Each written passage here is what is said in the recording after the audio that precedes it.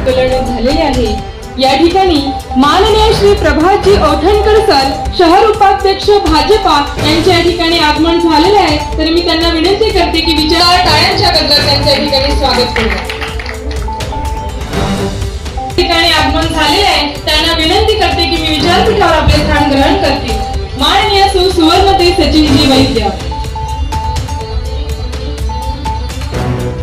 या ठिकाणी माननीय श्री सचिनजी वैद्य, माजी जिल्हा अध्यक्ष युवा ग्रामीण पत्रकार संघ, हे सुद्धा विचारपीठावर आपले स्थान ग्रहण करतील अशी मी त्यांना विनंती करते।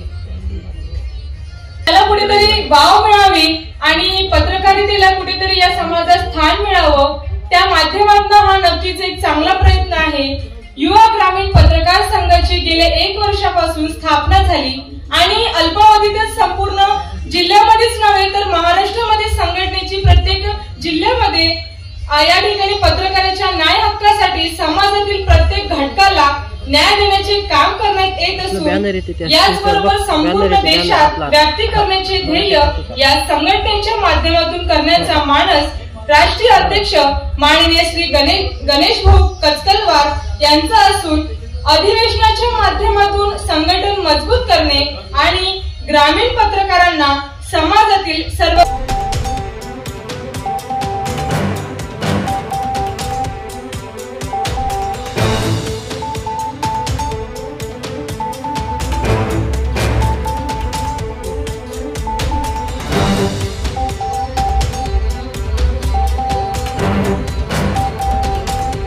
त्यांच्या विशेष कामगिरीमुळे पाहुण्यांच्या मान्यवरांच्या हस्ते त्यांना गौरवण्यात येत आहे।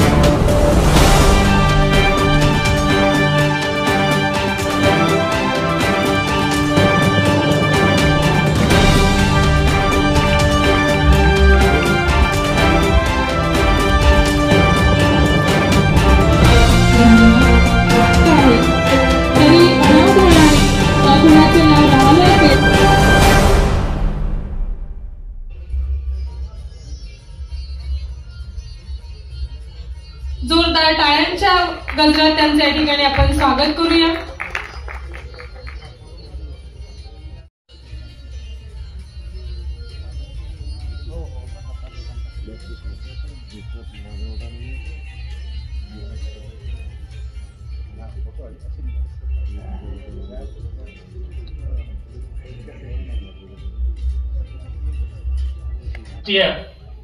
अध्यक्ष आमचे आदरणीय गणेशजी कचकलवार साहेब, तसेच आजच्या या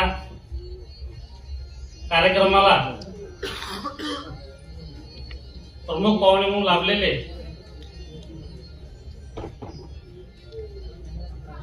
नागपूर शहराचे शहर प्रमुख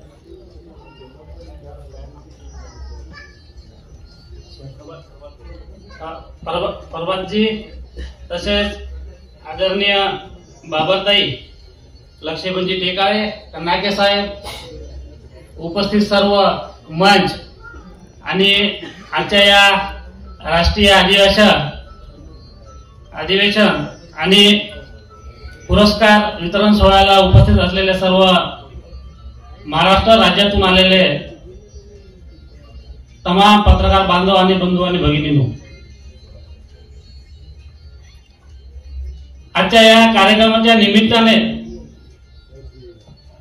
मागील 6 महिन्यापूर्वी अतिशय भव्य दिव्य असा कार्यक्रम आदरणीय गणेशजी कचकलवार यांच्या नेतृत्वामध्ये माहूर येथे झाला होता. त्या धर्तीवर आज या महाराष्ट्र राज्याच्या उपराजधानीमध्ये कार्यक्रम होत असताना मागील या 2-3 वर्षामध्ये युवा ग्रामीण पत्रकार संघाचं नेटवर्क आणि जाळं संपूर्ण महाराष्ट्रामध्ये त्या ठिकाणी निर्माण झालं आणि गणेशजी कचकलवार यांच्या नेतृत्वावर विश्वास ठेवून संपूर्ण महाराष्ट्रातला पत्रकार बांधव या ठिकाणी युवा ग्रामीण पत्रकार संघाच्या सोबत उभा राहिला आणि अतिशय या कमी वेळामध्ये आदरणीय गणेशजी यांनी हे विश्व आपल्या या सर्वांच्या साक्षीने आणि आपण सर्वांनी सपोर्ट केल्यामुळे हे निर्माण झालं. आज अनेक वर्षापासून पत्रकारिता करत असताना अनेक संकटे त्या ठिकाणी आली, अनेक वेळा अडचणी निर्माण झाल्या आणि आताच आमच्या आदरणीय रानकीचे दादांनी सांगितलं खोटे गुन्हे असे सतत घडत राहिले, परंतु आम्ही आणि आमचे लक्ष्मीजी टेकाळे सोबत असताना असे अनेक आम्ही गंभीर प्रकरणाला स्वतःहून आम्ही त्याला 2 हात करण्याचं हिंमत आम्हाला या युवा ग्रामीण पत्रकार संघटनेकडून सातत्याने मिळत गेली आणि ती आम्ही सातत्याने आणून पाळली. आणि या संघटनेमध्ये काम करत असताना अनेक सर्वसामान्यांचे काम त्या ठिकाणी आपल्याला करता येतात. पत्रकारितेमध्ये असताना जे गरजू आणि उपेक्षित आणि वंचित लोकांचं काम करण्याचा आपल्याला त्या ठिकाणी एक मानस त्या ठिकाणी मिळतो. आणि हे काम करत असताना गणेश दादा मी सातत्याने हे काम करत गेलो आणि एक माझ्या छोट्याशा गावामध्ये सरपंच होण्याचं, प्रथम नागरिक होण्याचं त्या ठिकाणी मला स्वप्न साकार झालं आणि आजही मी ते सातत्यानं पार पाडतो आहे. त्याच्यामध्येही अनेक अडचणी आल्या होत्या, परंतु भीष्म पित्यासारखे आदरणीय गणेशजी आपल्या पाठीमागे आहे. त्यांनी छोट्या मोठ्या एखादी तक्रार माझ्यावर झाली असेल तेव्हा गणेशजी यांनी अमरावतीच्या आयुक्तांना त्या ठिकाणी फोन केला आणि सांगितलं. आणि हे आमच्या संघटनेचे पदाधिकारी आहे, जे काही चौकशी करायची असेल तुम्ही त्या ठिकाणी निपक्षपणे करा, चुकीचं झाला असेल तर निश्चित त्या ठिकाणी जे काही तुम्ही निर्णय द्यायचे द्या, परंतु एखाद्या राजकीय दृष्टिकोनातून होत असलेली तक्रार त्या ठिकाणी आम्ही खपून घेणार नाही, असा सुद्धा आम्हाला आधार आदरणीय गणेश यांचा सातत्याने माझ्यासोबत राहिलेला आहे. एवढेच नव्हे तर यवतमाळ जिल्ह्यामध्ये आम्ही सोबत काम करत असताना आदरणीय राष्ट्रीय अध्यक्षांनी कधीच त्या ठिकाणी कोण लहान कोण मोठा आणि कोण किती मोठ्या पदावर आहे अशी जाणीव त्या ठिकाणी आम्हाला कधी जाणू नाही दिली. सोबत राहिले. यवतमाळ जिल्ह्यामध्ये काम करताना 16 तालुक्यामध्ये आम्ही सातत्याने त्यांच्या सोबत खांद्याला खांदा लावून फिरलो आणि त्या ठिकाणी संघटनेचं काम वाढवण्याचं काम आदरणीय गणेश दादा यांच्यासोबत आम्ही केलं. आणि या ठिकाणी फार असं चांगलं नियोजन युवा ग्रामीण पत्रकार संघ वर्धा यांच्या माध्यमातून या ठिकाणी झालं. सर्व उपस्थित असलेल्या सर्व पत्रकार बांधवांचं उपराजधानीमध्ये स्वागत, सन्मान आणि सत्कार या ठिकाणी केला. त्यांचं सुद्धा मी या ठिकाणी मनापासून आभार व्यक्त करतो. आणि या ठिकाणी आयोजकांनी मला बोलण्याची संधी दिली त्याबद्दल सुद्धा मी सर्वांचा आयोजकांचा या ठिकाणी ऋणी आहे. आणि माझ्या लांबलेल्या शब्दांना मी या ठिकाणी विराम देतो. जय हिंद, जय भारत. आपण या ठिकाणी उत्तम असं मोलाचं मार्गदर्शन या ठिकाणी केलं. वेळेचं भान ठेवत आपण पुढच्या कार्यक्रमाला वळूया. या ठिकाणी समाजातील प्रत्येक घटकांच्या न्याय हक्कासाठी सदैव तत्पर असणारं युवा ग्रामीण पत्रकार संघ त्याचे या ठिकाणी लोकार्पण आपण उपस्थित सर्व पाहुण्यांच्या हस्ते घेतो आहे. तरी सर्व पाहुण्यांना विनंती करते की आपण या पत्रकार संघ याचं लोकार्पण करावं.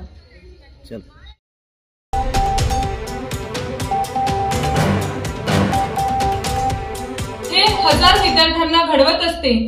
त्याला एक शिक्षकाला हजारो विद्यार्थी 1000 प्रकारचे प्रश्न विचारू शकतात. तर त्या 1000 प्रश्नांची उत्तरे देण्यासाठी हा शिक्षक तयार केलेला जातो. म्हणजे त्या 1000 उत्तरांची तयारीनिशी तो आपल्या लेक्चरवर जात असतो. तशाच पद्धतीचा एक पत्रकार सुद्धा साधा नाही, त्याला सगळ्या घटनेला फेस करत जावं लागतं आणि त्यामुळेच जसं एक शिक्षक चुकला तर 1000 विद्यार्थी आणि 1000 पिढ्या हा बर्बाद झाल्याशिवाय राहत नाही। त्याच माध्यमातून एक पत्रकार असतो आणि निश्चितच निगेटिव्ह पॉझिटिव्ह या बाबी दोन्ही गोष्ट मॅटर करते आणि निश्चितच आपण त्याला अधिकाधिक प्राधान्य द्याल, वाव द्याल आणि न्याय देण्याचा प्रयत्न कराल। यासाठी तुम्हाला शुभेच्छा देते। खूप खूप धन्यवाद। यानंतर आपण या ठिकाणी सत्कार मूर्तीचे सत्कार घेतो आहे।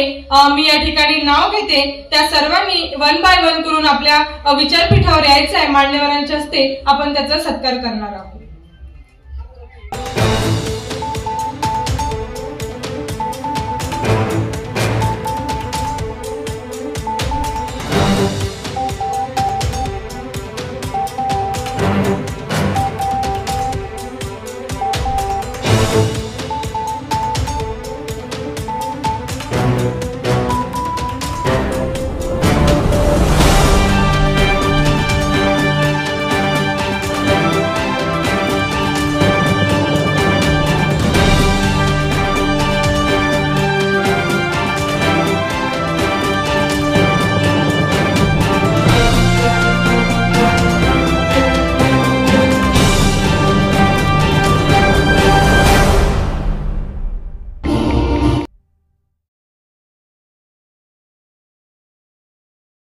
मध्ये आहे आणि बरोबर सूत्रसंचालन म्हणून नेहमी तर त्यांचा पण आपण सत्कार करायला पाहिजे। ते पत्रकार बांधवांवर पण उत्कृष्ट वक्ता सूत्रसंचालन म्हणून विद्याताई नरड यांच्यासाठी पुरस्कार।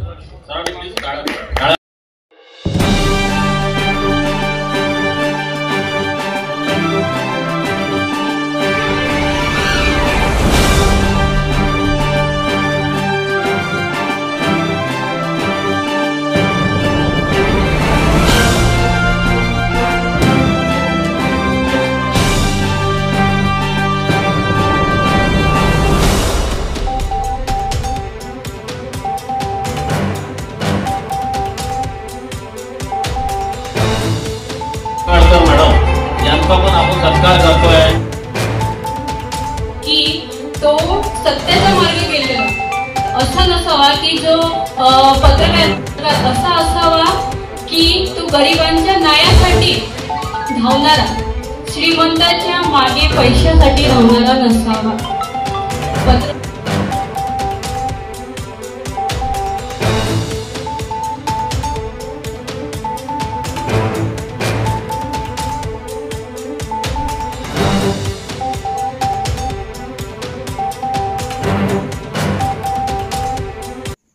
परिसरातील बातम्या पाहण्यासाठी पाहत राहा आपला किन्नट न्यूज। लाईक करा, शेअर करा, कमेंट करा आणि या चॅनलला सबस्क्राईब करा।